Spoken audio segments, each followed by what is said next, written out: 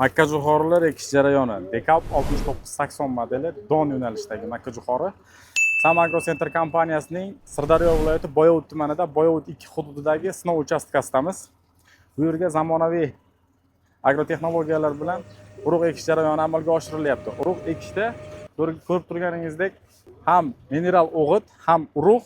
Mana bu yangi texnologiyaga e'tibor qarating. Bu qurilmamiz yordamida ekish bilan bir vaqtda suyuq ammofos Amerikaning Hekagro kompaniyasining Structure preparati hamda liquid humus, ya'ni humik fulvik kislotalardan iborat bo'lgan organik vositalarini ekish bilan bir vaqtda urug'ni yoniga tashlab ketyapti, suyuq holatda. Bu zamonaviy agrotexnologiya.